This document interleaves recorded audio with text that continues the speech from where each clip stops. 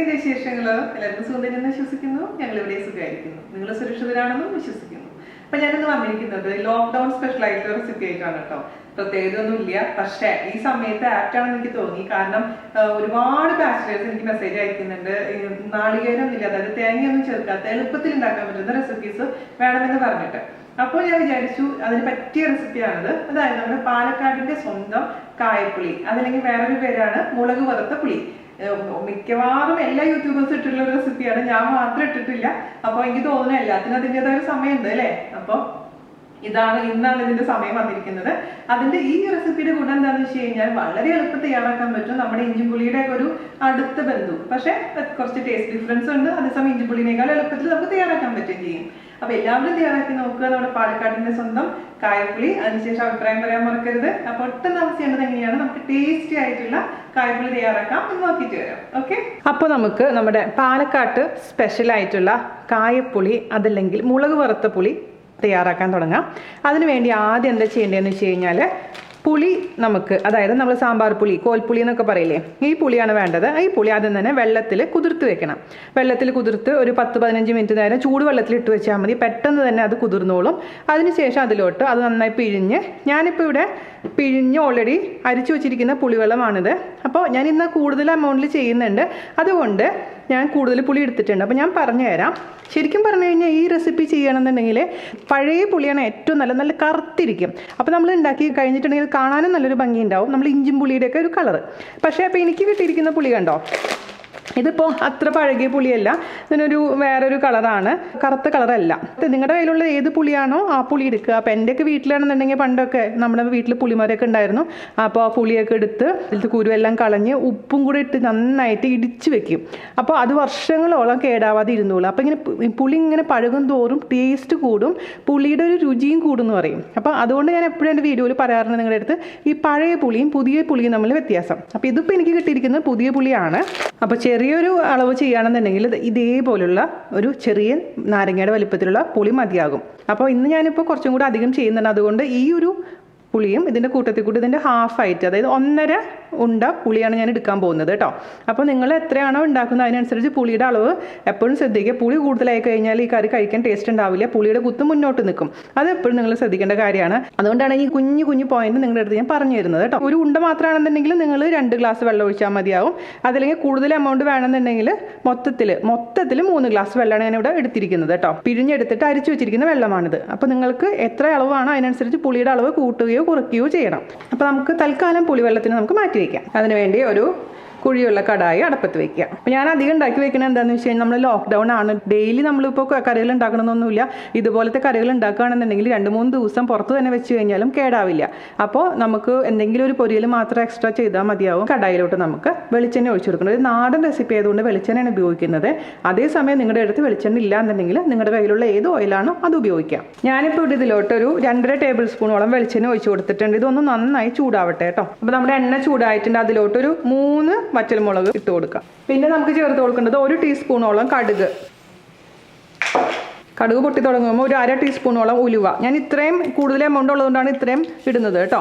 നിങ്ങൾക്ക് കുറച്ചുള്ളൂന്നുണ്ടെങ്കിൽ ഇതിൻ്റെ എല്ലാം അളവ് കുറയ്ക്കണേ. പിന്നെ ഞാൻ ഇതിലേക്ക് ചേർത്ത് കൊടുക്കാൻ പോകുന്ന ഒരു നുള്ള് നല്ല ജീരകം, അതായത് ക്യൂമിൻ സീഡ്സ്. അത് നിർബന്ധമില്ല, ഉണ്ടെങ്കിൽ കുറച്ചും കൂടി ടേസ്റ്റ് ഉണ്ടായിരിക്കും. ഇതെല്ലാം നന്നായി പൊട്ടിയതിന് ശേഷം മാത്രമേ ഇതിലേക്ക് ചെറിയുള്ളി ചേർത്ത് കൊടുക്കാൻ പാടുള്ളൂ. ഇനി നമുക്കിതിലോട്ട് ചെറിയുള്ളി ചേർത്ത് കൊടുക്കാം. ഞാനിപ്പോൾ ഇവിടെ ഒരു 15 ചെറിയുള്ളി എടുത്തിട്ടുണ്ട്. ഇത്രയും കൂടുതൽ എമൗണ്ട് ആയതുകൊണ്ട്. അല്ലെങ്കിൽ നിങ്ങളൊരു 8 ചെറിയുള്ളി എടുത്താൽ മതിയാവും. ചെറിയുള്ളി ഇല്ലാന്നുണ്ടെങ്കിൽ, നിവൃത്തി ഇല്ലാന്നുണ്ടെങ്കിൽ സവാള ഉപയോഗിക്കാം. ശരിക്കും പറഞ്ഞാൽ ഓത്തൻറ്റിക് റെസിപ്പി എന്ന് പറയുന്നത് ചെറിയുള്ളി തന്നെയാണ്. പക്ഷേ ഇപ്പം നിങ്ങൾ എല്ലാവരുടെ അടുത്തും ചെറിയുള്ളി ഉണ്ടാവണമെന്ന് നിർബന്ധം പറയാൻ പറ്റില്ലല്ലോ അല്ലേ. അപ്പോൾ നമുക്ക് ഒരു ചെറിയ സവാള വളരെ നൈസാക്കി അരിഞ്ഞിട്ടങ്ങ് ചേർത്ത് കൊടുക്കാം. പക്ഷേ ശരിക്കും പറഞ്ഞാൽ ആദ്യം ചേർക്കേണ്ടത് കറിവേപ്പിലയായിരുന്നു. ഇപ്പം എൻ്റെ അടുത്ത് കറിവേപ്പില കിട്ടാനേ ഇല്ല ഇവിടെ, അതുകൊണ്ട് കറിവേപ്പില ഇടാൻ എനിക്ക് നിവൃത്തിയില്ല. അപ്പോൾ നിങ്ങളുടെ അടുത്ത് കറിവേപ്പില ഉണ്ടെങ്കിൽ കറിവേപ്പില ചേർത്ത് കൊടുക്കാൻ മറക്കരുത് കേട്ടോ. 2 തണ്ട് കറിവേപ്പില ചേർത്ത് കൊടുക്കാം. ഇനി നമുക്ക് ഇതിലോട്ട് ചേർത്ത് കൊടുക്കേണ്ടത് പച്ചമുളകാണ്. ഞാനിപ്പോൾ ഇവിടെ ഒരു 7 പച്ചമുളക് എടുത്തിട്ടുണ്ട്. ഇത്രയും എമൗണ്ട് ഉള്ളത് കൊണ്ട് ഇതിൻ്റെ പകുതി ചെയ്യുകയാണെന്നുണ്ടെങ്കിൽ ഒരു 4 പച്ചമുളക് എടുത്താൽ മതിയാകും. പിന്നെ മുളകിൻ്റെ എരിവനുസരിച്ച് ഇതിൻ്റെ എണ്ണത്തിൽ മാറ്റം വരും. മാത്രമല്ല നിങ്ങളുടെ ഇഷ്ടത്തിനനുസരിച്ചും മാറ്റം വരുത്തണം. ഇതിലോട്ട് നമുക്ക് ആവശ്യത്തിന് ഉപ്പ് ചേർത്ത് കൊടുക്കാം.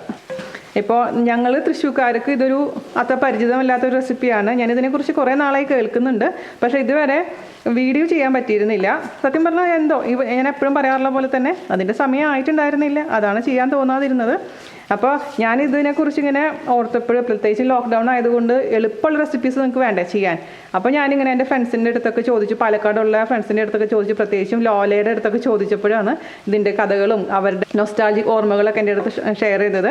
രാവിലെ തന്നെ ഇതും പഴഞ്ചോറും കൂടെ കഴിക്കാൻ ഭയങ്കര ടേസ്റ്റ് ആയിരുന്നു എന്നാണ് പറയുന്നത്. ഈ പഴഞ്ചോറിൻ്റെ കൂടെ മാത്രമല്ല കേട്ടോ, ഇപ്പോൾ ചൂട് ചോറിൻ്റെ കൂടെ ആണെങ്കിൽ ഇത് അടിപൊളിയാണ്. മാത്രമല്ല ഇതിൻ്റെ കൂടെ കോമ്പിനേഷൻ മുട്ട വറുത്തത് അടിപൊളിയാണെന്നാണ് അവരൊക്കെ പറയുന്നത്.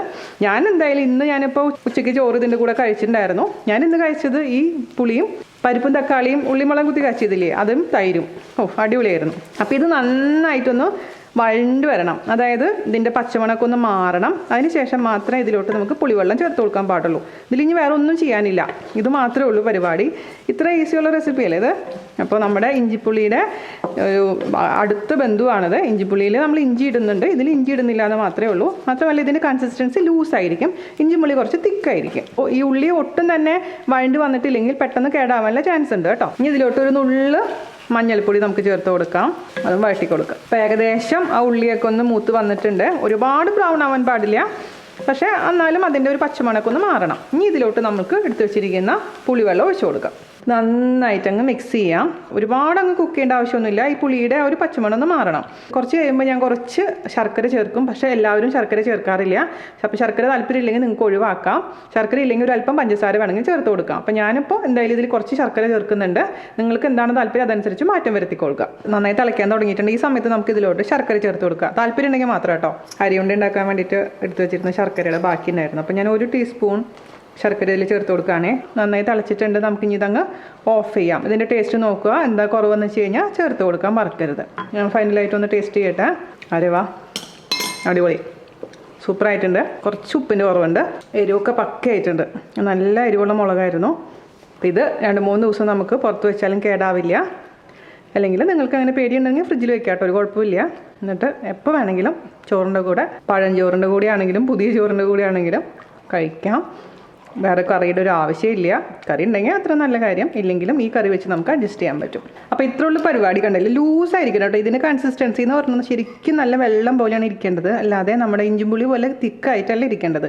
പുളിയുടെ കാര്യം നിങ്ങൾ എപ്പോഴും ശ്രദ്ധിക്കുക. എടുത്തെടുത്ത് പറയുന്നത് എന്താണെന്ന് വെച്ചാൽ നിങ്ങൾക്ക് അബദ്ധം പറ്റാതിരിക്കാൻ വേണ്ടിയിട്ടാണ്. നമ്മൾ സാമ്പാർ ഉണ്ടാക്കുമ്പോഴും ഞാൻ പറയാറുണ്ട്, പുളി അങ്ങ് കോരിയിടരുത്, അതിൻ്റെതായ മിതത്വം പാലിക്കുക എപ്പോഴും. അപ്പോൾ അതുപോലെ തന്നെ ഇടുന്ന മുളകിൻ്റെ എണ്ണവും നിങ്ങളുടെ ഇഷ്ടത്തിനനുസരിച്ച് മാറ്റം വരുത്താം. ഓക്കെ, അപ്പോൾ എല്ലാവരും തയ്യാറാക്കി നോക്കിയതിന് ശേഷം എനിക്ക് ഫീഡ്ബാക്ക് പറയാൻ മറക്കരുത്. അപ്പോൾ അടുത്ത അടിപൊളിയായിട്ടുള്ള സൂപ്പറായിട്ടുള്ള ടേസ്റ്റി ആയിട്ടുള്ള സിമ്പിളായിട്ടുള്ള റെസിപ്പി ആയിട്ട് വരുന്നവരെ നന്ദി, നമസ്കാരം. Thank you.